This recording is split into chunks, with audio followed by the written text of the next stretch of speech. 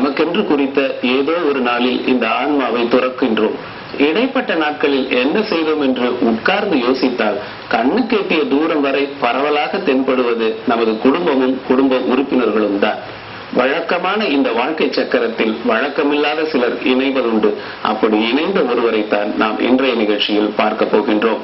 5 பேரை கொண்டு 50 ரூபாய் சந்தாவுடன் தொடங்கிய இவரது சேவை 5 லட்சம் ரூபாய் பொது சேவை வரை வளர்ந்திருக்கிறது.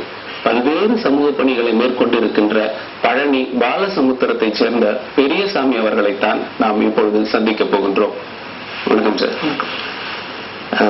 மலை மீது இருந்து மக்கள் மீது அன்பு ஆட்சி செலுத்தும் தமிழ் கடவுளான முருகபெருமான் குடியிருக்கும் பழனியிலிருந்து வந்திருக்கிறீர்கள். நம்ம ஊர் பழனியை பத்தி கொஞ்சம் சொல்லுங்க. பழனி உண்மையிலே ஒரு அறுபடை வீட்டுல ஒண்ணு எல்லாருக்கும் தெரியும். அது மட்டும் இல்லாம அது ஒரு திருவிழா நகரம் பழனிங்கிறது. வருடந்தோறும் தைப்பூசம், பங்குனி உத்திரம், ஆவணி அவிட்டம் இந்த மாதிரி நிறைய திருவிழாக்கள் தொடர்ந்து நடந்துட்டே இருக்கும். அது இல்லாம வெளியூர் பக்தர்களும் உள்ளூர் பக்தர்களும் ஆண்டுதோறும் கிருத்திகையிலிருந்து சபரிமலைக்கு போற பக்தர்கள் எல்லோரும் பழனிக்கு வந்துட்டு தான் அவங்களுடைய ஊருக்கு போறதா ஐதீகம் வச்சிருக்கிறாங்க. இந்த மாதிரி பழனி என்பது ஒரு ஆன்மீக ஸ்தலம், ஒரு திருவிழா நகரம் அப்படின்னு சொல்லலாம். இப்போ விளையாட்டு, படிப்பு, பேச்சு இது போன்ற துறைகள்ல நமக்கு இயற்கையாக ஆர்வம் வருவது என்பது ஒரு இயல்பான விஷயம் அப்படின்னு சொல்லலாம்.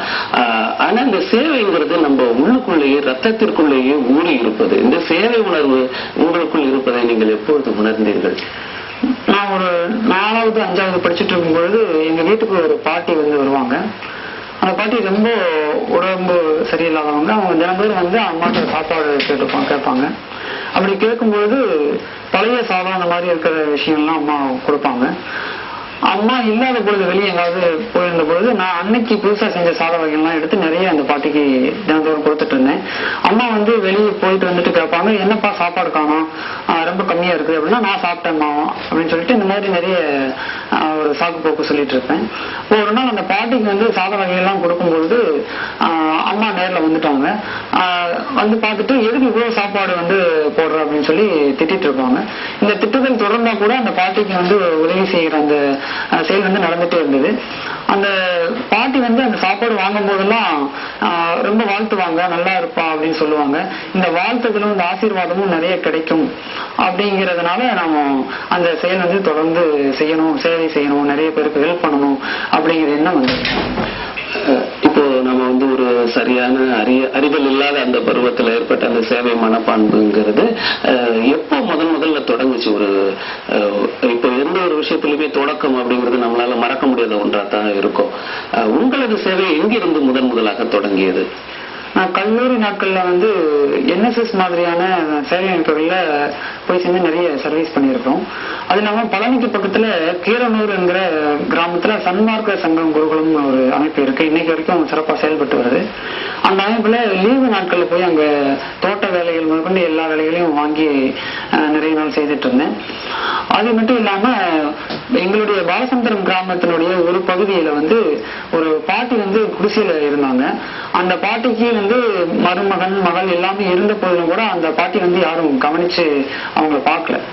அப்படி இருக்கிற சமயத்துல அந்த பாட்டியை போய் ஒரு நாள் பாக்குறோம், நிறைய வச்சுட்டு அவங்களை பராமரிக்காம எழுந்து நடக்க முடியாம இந்த ஒரு சூழ்நிலையில இருந்தாங்க.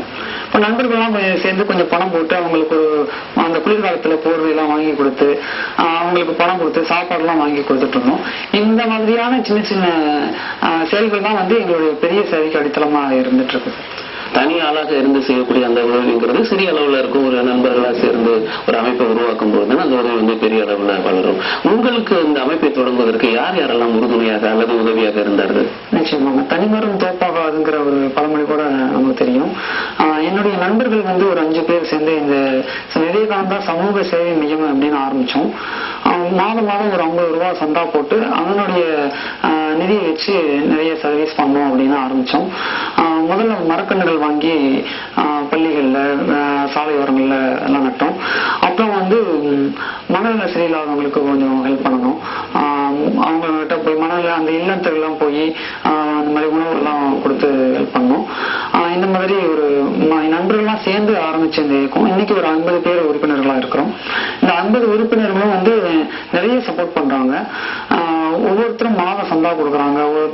சில பேர் வந்து பொருளா கொடுப்பாங்க, சில பேர் வந்து நிகழ்ச்சிகளுக்கு வந்து சப்போர்ட் பண்ண உடல் உழைப்பா கொடுப்பாங்க. நண்பர்கள்லாம் வந்து நிறைய ஒத்துழைப்பு கொடுக்கறதுனாலதான் இந்த விவேகானந்தா சேவா ட்ரஸ்ட்ங்கிற நம்மளுடைய அமைப்பு வந்து இன்னும் பல்வேறு பணிகளையும் தொடர்ந்து நல்ல விதமா செஞ்சிட்டு இருக்கு. எந்த சமயத்துல அல்லது சந்தர்ப்பத்துல சேவை செய்யறதுக்குன்னு ஒரு அமைப்பை தொடங்கணும் அப்படிங்கிற எண்ணம் உங்களுக்கு உருவானது? 2002 நான் கல்லூரி படிப்பு முடிச்சோன்னே ஒரு பிரபலமான வார இதழுக்கு வந்து முதல் இன்டர்வியூ போறேன். முதல் இன்டர்வியூல வந்து அந்த கம்பெனியோடைய எம்டி வந்து கேட்கிறாரு, உனக்கு எவ்வளவு சம்பளம் தேவைப்படுது அப்படின்னு. அப்ப நான் சொல்றேன், சார் எனக்கு வந்து ஒரு 5000 ரூபாய் இருந்தா போதுமானது. 5000 ரூபாய் போதுமா? எப்படி உனக்கு சரியாகும்? உனக்கு வருங்காலத்துக்கு போதுமானதா இருக்குமா?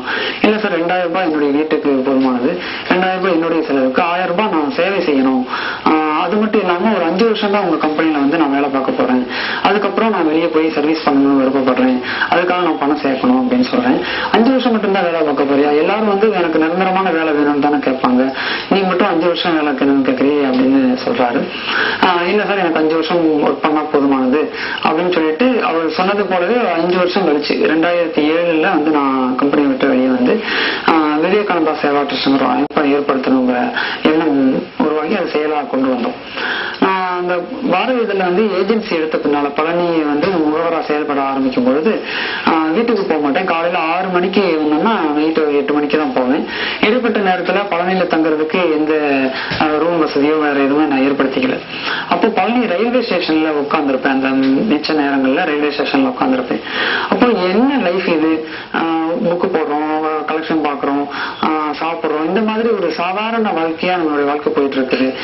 எதையாவது செய்யணுமே, வாழ்க்கையை வந்து அர்த்தப்படுத்தணுமே அப்படின்னு யோசிக்கும் பொழுதுதான் சரி, ஏற்கனவே சேவை மனப்பான்மை நமக்குள்ள இருந்ததுனால அது வந்து முழுக்க ஆரம்பிச்சது சார். அந்த நேரத்துல கண்டிப்பா கிடைக்கின்ற ஓய்வு நேரங்கள்ல தான் நிறைய பேருக்கு வந்து அந்த ஏதேனும் நம்ம செய்ய வேணும், வாழ்க்கையில ஏதாவது ஒரு தூரத்தை அடைய வேண்டும், மற்றவர்களை காட்டிலும் வித்தியாசப்பட வேண்டும் அப்படிங்கிற ஒரு பொறி வந்து உருவாகுது. இப்போ சேவை அமைப்பு தொடங்குற யாரா இருந்தாலும் சரி, இந்தந்த சேவைத்தான் செய்ய போறோம் அப்படிங்கிற ஒரு தெளிவான திட்டமிடுதல் இருக்கும். உங்களுடைய அமைப்பு எந்தெந்த சேவைகளை முன்னிலைப்படுத்துகிறது அல்லது முன்னிறுத்துகிறது? நம்மளுடைய அமைப்பின் சார்பாக மொத்தம் 5 திட்டங்கள் கீழே வேலை பார்க்கிறோம். ஏகலைவன் கல்வி திட்டம், இந்த திட்டத்தின் கீழே வறுமையில் இருக்கக்கூடிய ஏழை குழந்தைகளுக்கு ஆண்டுதோறும் 10,000 ரூபாய்க்கு நோட்டு புத்தகங்கள் வாங்கி கொடுக்கிறோம்.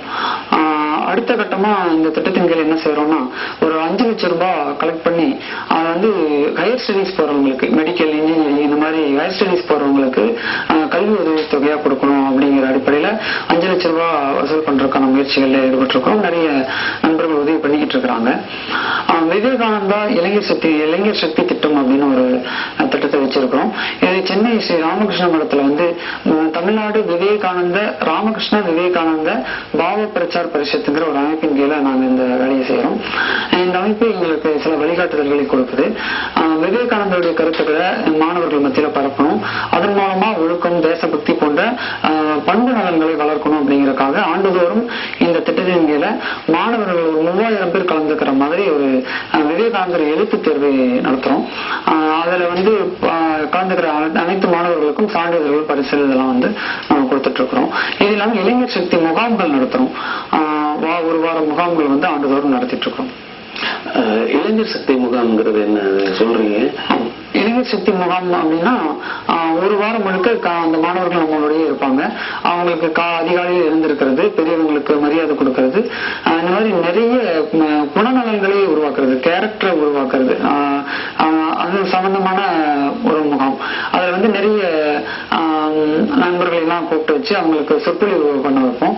விளையாட்டு, யோகா, இந்த மாதிரி ஒவ்வொரு செஷன்லயும் ஒவ்வொரு நிகழ்ச்சிகளை வந்து அவங்களுக்கு சொல்லிக் கொடுப்போம். கண்டிப்பா இன்னைக்கு இருக்கிற இளைஞர்களுக்கு வந்து இந்த இளைஞர் முகாம் வந்து நிச்சயமா அவசியம் தேவைப்பட வேண்டிய ஒன்றுதான். நீங்க இருக்கிற இந்த பழனியை சுத்தி நிறைய மலைகள் இருக்கிறது. அந்த மலைவாழ் மக்கள் இருப்பாங்க. அவங்களுடைய கல்வி சார்ந்து அல்லது வேறு ஏதேனும் அவங்களுடைய வாழ்க்கை அமைப்பு முறை சார்ந்து ஏதேனும் சேவைகள் அல்லது உதவிகள் செய்யறீங்களா? செஞ்சிருக்கோம் சார். புளியம்பட்டிங்கிற ஒரு கிராமத்துல வந்து 2 வருஷம் இலவச டியூஷன் நடத்திட்டு இருந்தோம்.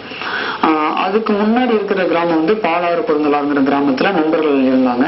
அவங்களோட சேர்ந்து போய் அந்த புளியம்பட்டி கிராம மலைவாழ் குழந்தைகளுக்கு டியூஷன் எடுத்துட்டு இருந்தோம். அந்த மலைவாழ் கிராமம் எப்படின்னா சாயந்தரம் ஆச்சுன்னா அந்த யானைகள் வந்து மலையிலிருந்து யானைகள் வந்து கீழே இறங்கி வந்துடும். அந்த மாதிரி ரொம்ப ஆபத்தான ஒரு நிலையில நாங்க ஒரு 2 வருஷம் நடத்திட்டு இருந்தோம். இறுதியில் என்னாச்சுன்னா அந்த கிராம மக்களே வந்து எங்களை வேண்டாம், ஏன்னா உயிருக்கு ஆபத்து ஏற்பட்டோம். ஒவ்வொரு நாளும் இரவுல வந்து அந்த கிராம மக்கள் எங்களை 2 பேர் துணைக்கு வந்து கிராமத்தினுடைய எல்லை வரைக்கும் கொண்டு வந்து எங்களை விட்டுட்டு வருவாங்க பாதுகாப்பா. இந்த மாதிரி அவங்களுக்கும் ஒரு ரிஸ்கா இருந்தது. அப்புறம் என்னுடைய நண்பர்கள் அந்த பாலாறு பொருந்தலாறு நினைச்ச அந்த நண்பர்களும் வந்து வேலை வாய்ப்புகள் அந்த மாதிரி வெளியே போயிட்டதுனால நான் ஒரு ஆள் மட்டும் போய் அங்க சர்வீஸ் பண்றது ரொம்ப சிரமமா இருந்தது. ஆனா அந்த குழந்தைகளுக்கு இன்னும் அந்த மாதிரி இலவச கல்வியோ, பள்ளிக்கூடம் இருந்தாலும் கூட மாலை நேரத்துல இலவச கல்வியோ அல்லது மருத்துவ முகாம்கள் போன்ற விஷயங்கள் எல்லாம் செய்யணுங்கிற ஆசை ரொம்ப ஆழமாக இருக்கு சார். இப்போ நம்ம பொதுவாகவே நம்ம பார்த்தோம் அப்படின்னா சேவை அமைப்புகள் எல்லாமே வந்து பெரும்பாலும் நகரங்கள்ல தான் இருக்குது. நீங்க இப்ப கிராமங்கள்ல போய் சேவை செய்யறதா சொல்றீங்க. இந்த மலைவாழ் கிராமங்கள் தவிர்த்து மற்ற கிராமங்களுக்கும் உங்க சேவை வந்து அங்கேயும் செய்யறீங்களா? நிச்சயமா சார். இப்போ பழனியை பொறுத்த வரைக்கும் பழனியில மருத்துவ முகாம்களை வந்து நாங்க நடத்துறது இல்லை. ஏன்னா பழனியில வந்து இருக்கக்கூடிய நகர மக்களுக்கு மருத்துவ வசதி எளிதில் கிடைச்சிருது. ஆனா கிராமத்துல இருக்கிறவங்களுக்கு அப்படி கிடையாது. பழனியில மரம் நடுறதுல விஷயங்களை மட்டும்தான் நாங்க பெரும்பாலும் பண்றோம். ஏன்னா கிராமங்களை விட நகரங்கள்ல தான் சூழல் மாசுபாடு வந்து அதிகமா இருக்கிறதுனால மரக்கன்றுகள் நடுவது பழனியில முக்கியமா செய்யறோம். பழனியை சுற்றி இருக்கக்கூடிய பாப்பம்பட்டி, பெத்தநாயக்கன்பட்டி, பாலசமுத்திரம், பாலாறு பொருந்தலாறு, இந்த மாதிரி பல்வேறு வகையான ஒரு 10 கிராமங்கள்ல வந்து நிறைய சேவைகளை செஞ்சுட்டு இருக்கிறோம். உதாரணத்துக்கு இடைநிற்றல் நீக்கக்கூடிய குழந்தைகள், பாதியில ஸ்கூல் போகாம இருக்கக்கூடிய குழந்தைகளை எல்லாம் பள்ளிக்கூடத்தில் சேர்க்கணும். அப்புறம் மாணவர்களை வந்து பள்ளிகளில் சேர்க்கணும், வேலைக்கு போகக்கூடாதுங்கிற தீவிர மாணவர் சேர்க்கை பேரணி, இந்த மாதிரியான நிகழ்ச்சிகள் பேரணிகள் எல்லாம் நடத்துறோம். விழிப்புணர்வு கருத்தரங்குகள், அப்புறம் கண் சிகிச்சை முகாம், பொது மருத்துவ முகாம்